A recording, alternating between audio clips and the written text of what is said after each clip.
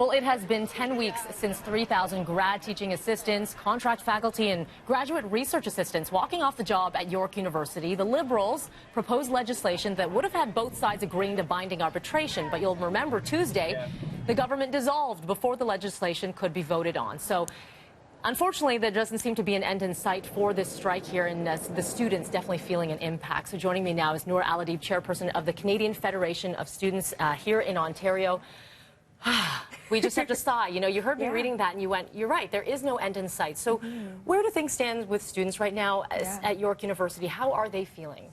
Yeah, students right now are really looking for a solution to this issue, but it's not something that's unique to York, and I think students are starting to connect the pieces between what's happening behind the scenes and why we're in this position in the first place.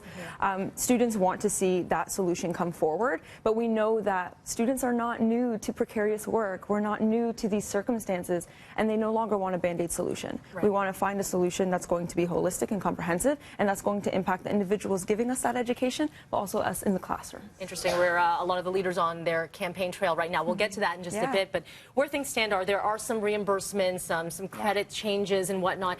Is that enough for some of the students right now, or have a lot of students just said, this is not enough for me? Yeah, for students, we're often struggling because of the situation we're in post-secondary education, and sometimes those accommodations aren't enough.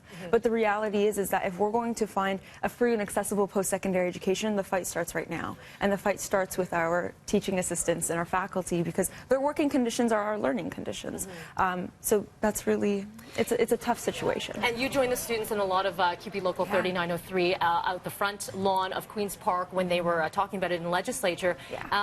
Let's talk about what could happen now, because it is all at a standstill. And so this is your message now to the provincial party leaders, the main party leaders. What do you think should happen? What needs to happen long term? Like you said, not a Band-Aid solution. Long term, people need to understand that the post-secondary education sector is in a crisis, and it's not going to be Band-Aid solutions. We need to increase funding. We need to talk about full-time faculty hiring. We need to talk about funding for graduate students and what it looks like for them to be contributing to our sector through their research, but not being able to find the necessary needs to be able to live their lives. Our locals aren't asking for very much. When CUPE 3903 or other locals are going on strike, they're asking for the bare minimum so that way they can survive but also contribute to post-secondary education. So when these political parties are looking to support education, it starts from the very get-go of the whole structure of funding and how we're providing these resources in order for people to succeed. Yeah, really interesting. You know, of course, we just really want to see an end to this, and we want to make the point is for everyone to be able to learn and to teach